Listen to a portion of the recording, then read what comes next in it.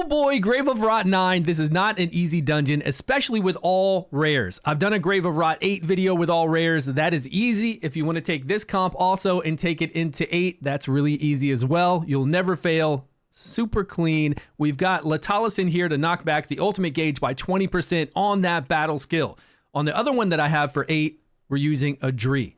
This one we've got Latalis because it kind of makes it a little bit more consistent for me. Instead of a Dree knocking it back anywhere from 10% to 30%, plus putting up that slow speed penalty on the boss, this makes it a little bit easier to do it full auto. And that's what I'm all about, full auto. We're going to see 3 wins here on Grave of Rot 9 with all rares. We got to have pretty good gear. This is not the test server. This is actually my account.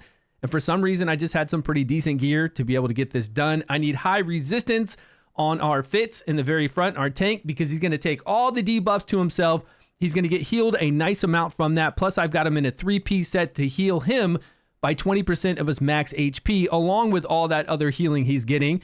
We're in this section right here, the heal, or the formation, so that 3 people can be healed at a time with our diamond-shaped heal. We've got 3 here, 3 this way of cross, and then this 3 right there. This seemed to be the easiest formation so I could get more healing in. We have Inna up there to remove 1 debuff. We've got Fitz to remove debuffs. We've got block healing here, but it doesn't matter. I've got Latalis on full auto. That way they can just do that battle skill and knock back that ultimate gauge. Here we've got Sigrid set up at a special time so that she can do decrease attack and heal block whenever this boss is eating. And then the other formation I did, I brought Hexandra up next to the tank so that those 2 are the only ones taking that diamond-shaped attack, and I brought Latalis right here. But I couldn't get heals on everyone as easily with that. We don't have to worry about Inna at the very top because she can heal a whole entire board. So we get that regen over time, that heal over time on everybody in the whole board, which is pretty nice. But I prefer this formation. The only way we could lose is if Fitz does not resist the tank in the front. If he doesn't resist a heal block, and if he does not resist one of the recharge speed penalties to where it makes him slow, then we can fail this.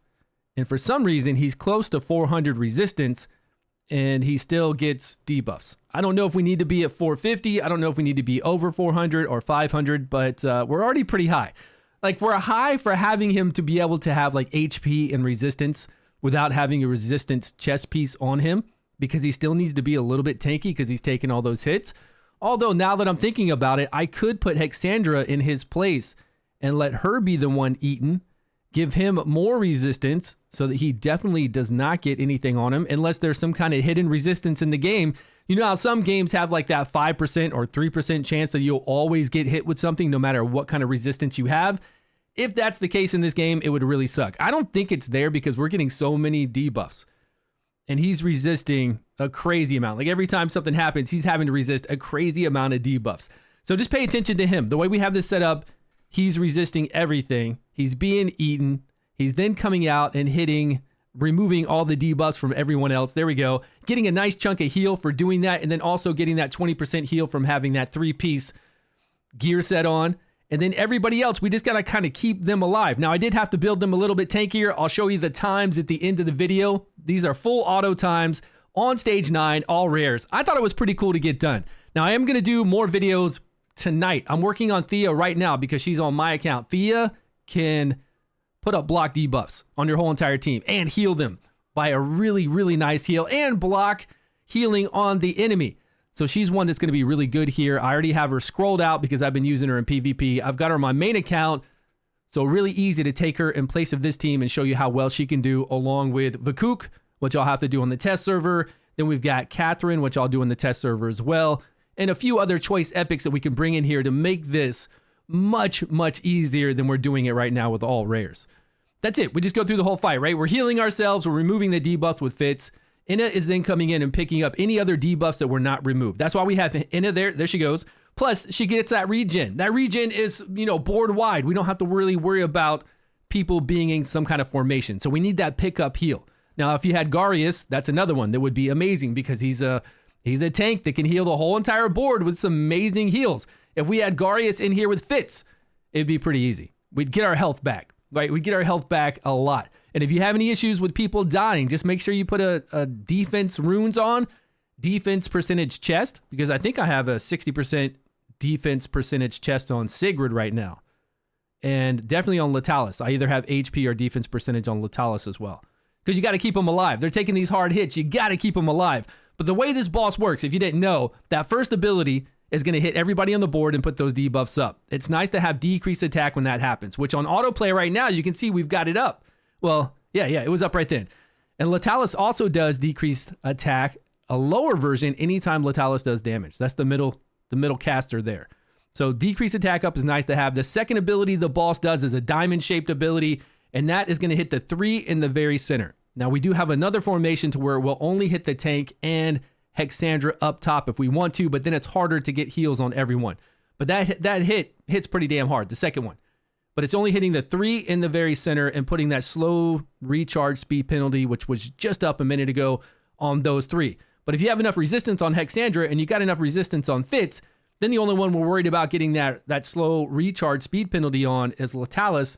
And Latalis is just here for the battle skill, to knock back the ultimate gauge on the boss by 20% every 10 or 12 seconds, however many seconds, which then lets us stay in cycle with the boss, right? Because the boss goes 6 seconds, 6 seconds, 6 seconds total.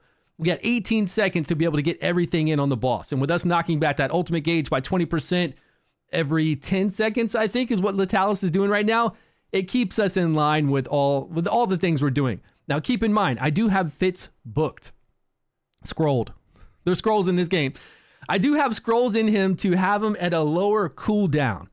Now, I don't know if we have to have that, but look at the times I have, and then we might need to have that. But look how low we're getting. I mean, we're getting pretty low. The boss is down low. Yeah, we win this one. Good job, Rares.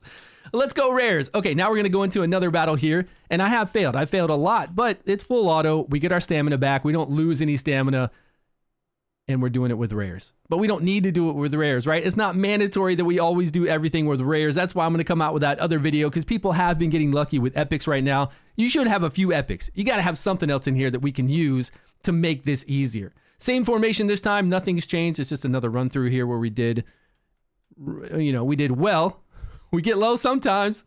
Sometimes we get low, but we get back up, right? We get our heals in there. We get that recovery over time, the heal over time from Inna over on the side. I'm telling you, Inna, even though we've got removal from Fitz, like removing the debuffs, Inna sometimes will come in there and pick up anything that was left over, and especially if there's something on Fitz left over, and having that board-wide heal over time is very handy. Now, if you do have Garius, definitely play Garius in here to get that board-wide heal, which would be way bigger than what we're getting here. This formation I don't like using because it's much harder to heal. I try to use this a lot because now we've just got Fitz and Hexandra taking that big hit. This one right here. Boom. And they're the only ones that can get recharge speed penalty too to slow them down. But it was harder for me to keep everybody else alive because now our diamond-shaped heal from Hexandra can only heal a group of two, and then if she wanted to go across like that, she could heal the back too.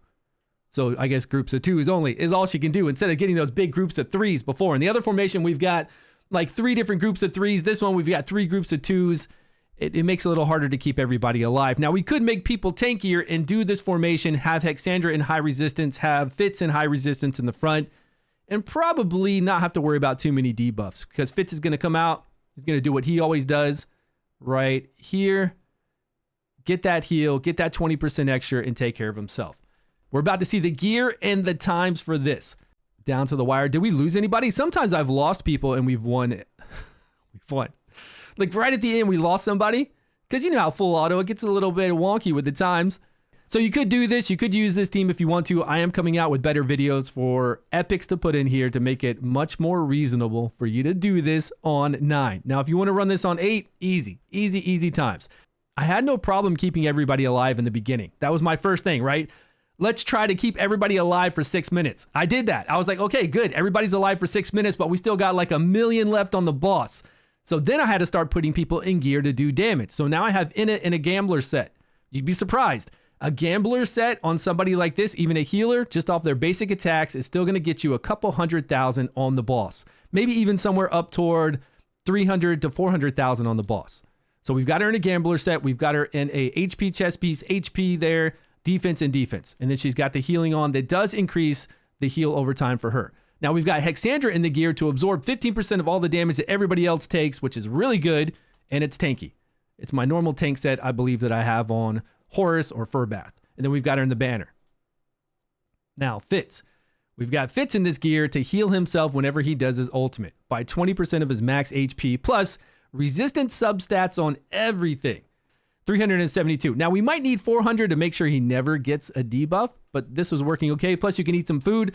Don't forget that cheese, man. That blue cheese, whatever it is, that block of cheese will give you that 25 additional resistance. Make sure you're using food. I put a lot of things on here to keep her alive, but then I started realizing if I put her in that corner right there, along with the affinity advantage we have right now, the 3-team bonus of the defense, attack, and all that, I could then slowly put her back in the same DPS gear that I always had on her. So right now, she's back in that gear. So you got to work backwards. When you make these teams, you got to survive first, and then once you can survive with time running out, then we make them stronger and stronger to do more damage. Gambler set on her as well. Get that additional damage in there from the Gambler set. We have crit rate, attack now. We've got defense. So I do have one defensive rune on there, and then I was able to go back to the eyeball because she has enough accuracy. Accuracy. We've got to have that. If I don't land that decrease attack and I don't land that heal block, then the boss is healing back. All that damage we did, the boss will heal back, so that will do no good for us. So you got to make sure you have the accuracy first.